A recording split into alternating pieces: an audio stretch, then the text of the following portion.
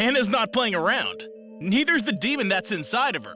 It's not every day that you see a possessed girl headbutt a priest, but that's what you get with 2018's Possession of Hannah Grace. Spoiler alert, while I might give you my opinion on the film, that's no substitute for watching it yourself. Links to the film are in the description. Hannah's body distorts in all manners while the priest tries to continue his exorcism. Hannah's father tries to communicate to her, but it becomes clear that he's only speaking with the demon. Eventually, the demon lets Hannah speak to him, but that's short-lived. As the priest continues his words, the demon sits up and stops him dead in his tracks. With the power of its mind, it lifts the priest up and impales him on a crucifix behind him. When she turns her attention to the second priest that is present, the demon speaks to the father, and it tells him that his daughter belongs to it now. The father takes a pillow and smothers Hannah to stop the evil, and after he's finished smothering her, the priest falls to the ground as the father closes the eyes of Hannah.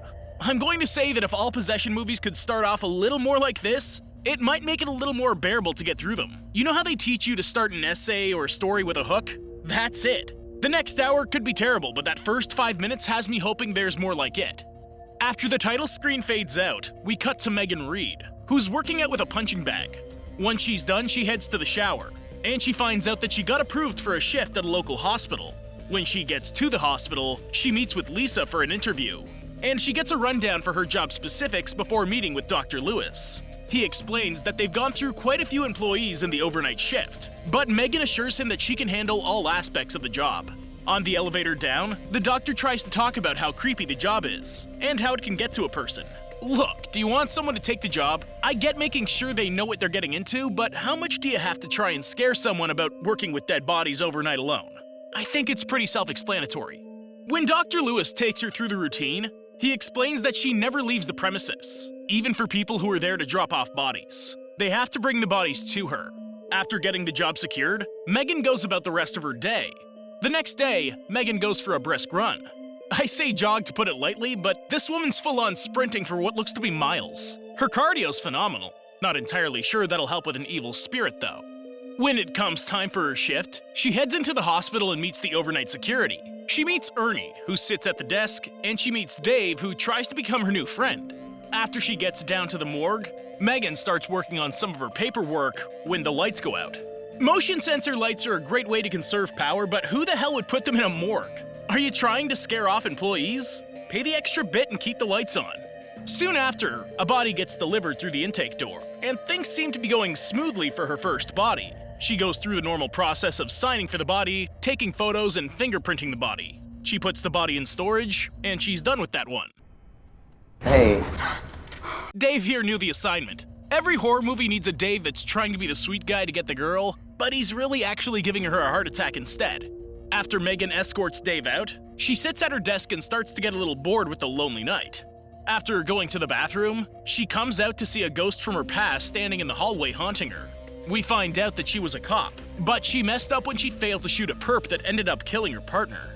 She goes to take some meds to help her, but then she decides against it. After she goes to some group therapy, Megan goes home to sleep, but she's woken up later by a police officer that also turns out to be her ex. He stops by to pick up his stuff, and she mentions the job at the morgue. His visit starts to turn into an argument, and once he realizes that, he says goodbye and leaves. That night on her shift, Megan ends up getting another delivery, but this time, no one's waiting at the door for her. She tries to look around before opening the door, and she gets surprised by a man that tries to talk her into letting him in. She refuses, and she hops in the elevator while he bangs on the door. As she calls the security to report the homeless man, she notices an ambulance is there to drop off another body. When she goes down to meet him, he talks her into coming outside to help him get the body out of the ambulance. All you have to do is follow the rules, it isn't that hard. She even notices that she probably should have followed the rules when she sees the elevator close on its own while they roll the body in. After they get the body inside, she reads the chart and finds out that the body is Hannah Grace. When they pull down the bag, she starts to investigate the body, and she can hear screams of victims in her mind. As she goes about the usual procedures, things just seem to go wrong. The power shorts out on the camera that's used to photograph the bodies, and it eventually shocks her when she tries to bring it closer to Hannah's head. When Megan tries to upload the fingerprints, the system does the same thing. When she goes to put the body in storage, the entire facility seems to tremble like an earthquake's going on. They're in Boston. When vials shake and fall off the counter, it's time to figure something else out. To top off all the common sense going around here, Megan gets cut through her glove by the vials. Does she get another glove to finish putting Hannah away? No, she just bunches it up and pushes the body in. I never said this was a smart horror movie, it was just a great hook. After she goes back to her desk, Megan takes the report on Hannah, logs into the database as her ex, and looks up personal info on Hannah's case. Yes, that's very illegal, for those of you that are mumbling it under your breath. When she goes back to the body, she notices that the eyes don't match the description. I'm sorry, she doesn't quit right there. She turns back to Hannah to see if it was all a hallucination, and goes on about her night. Yeah, I would have walked out right there. You can make money anywhere now. Fast food is paying $17 an hour in America right now. Flip burgers or get swarmed by a possessed corpse. After Megan changes into some personal clothes, she thinks she hears Dave banging around the facility. But when she calls out for him, she doesn't get an answer. She does see that Hannah's body is no longer in storage and being dragged away around the corner. When Megan goes to follow, she's ambushed by the homeless man. But he doesn't know that she's had combat training. She kicks him off, grabs the knife, and goes after him. After calling security, she follows the sounds of the man until she comes to the crematorium. She tries to talk to him, but security barges in and makes that impossible. After they arrest him, Megan hears him call out that they have to destroy Hannah's body. Megan does the complete opposite and puts the body back in storage. Granted, it's her job, but when you put a body back in storage and it opens the door back up on its own, it might be time to listen to the creepy old man. Megan pulls the body out again. She gets a phone call that makes her turn her attention away from the body, but when she turns back, her head is facing her. She quickly pushes Hannah back into storage, and she heads out of the room. Suddenly, she's surprised by her friend Lisa, who comes down to check on her well-being. She assures her that she's okay with the job, but she's just a little freaked out by Hannah. Dave ends up showing up to tell Megan that there's an officer on the ground floor that wants to talk to her. He offers to cover for her, and she heads upstairs to meet him. Meanwhile, Hannah's storage door pops open, and a fly flies out of it. When Megan gets upstairs, she finds her ex waiting for her, and he immediately asks if she's okay. He doesn't have any information on who the assailant is yet, but he's more surprised that she's going to be staying for the rest of her shift. He throws all caution to the wind when he mentions that he's missing a bottle of Xanax from his things, and Megan immediately gets defensive. She can't really get all that mad at him. She obviously had a problem. She was obviously just in a very stressful situation, and if anyone knows how she would respond, it might be the ex that doesn't seem like he's just a complete ass. Not to mention we saw her with a bottle earlier that she ended up putting down after thinking about it. Maybe everything with Hannah's just an illusion. He does offer to do anything for her if she needs it, and she does think of one thing. She goes back down to her office to get Hannah's information, and she finds Dave's down there playing baseball by himself. When Megan goes back to her ex to give him the information, Dave wanders around the morgue to follow a suspicious sound. When he comes to the storage room, he hears scraping coming from behind one of the doors. When he opens the door, he's grabbed by a pair of hands that end up throwing him across the room before contorting his body through some telepathic powers that end up dropping him on the tray that traps him in the storage unit. After the door closes, we hear a crack, and the entire morgue is silent until Megan comes looking for him. Megan ends up going to the bathroom to do her business, and she texts her ex to thank him for helping her and apologizes for being so short with him earlier. When she gets ready to get up, she hears someone else is in the bathroom with her. Well, it's a good thing she's already on there with her pants down. I would have lost control right then and there, guaranteed. When she gets out of the bathroom, she gets a call from her ex who says that Hannah's actually been dead for about 3 months, and these prints had to have come from someone else. Megan goes to investigate Hannah's death online, and she sees testimony from the church. When she goes to check the body again, she notices markings on her that don't make any sense. After she leaves the autopsy room again, she notices the security camera that points to the bathroom, and she goes to get access from Ernie. Once she logs in, she notices that the motion sensor light gets tripped by something, and it freaks her out enough to go to her bag for the bottle of pills. Is this the Xanax she got accused of stealing earlier? Was he so wrong for questioning her earlier?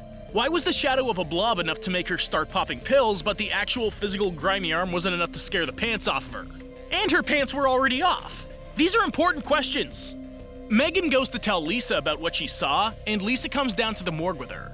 When Lisa sees the footage, she also notices the pills, and she immediately thinks that Megan's brain is trying to come up with a reason to start using again. After Megan swears that she didn't take any, Lisa tells her that she trusts her, and she heads up into the stairway to smoke. Once there, blood drips down on her hand, and when she looks up, she sees Dave looking down to her.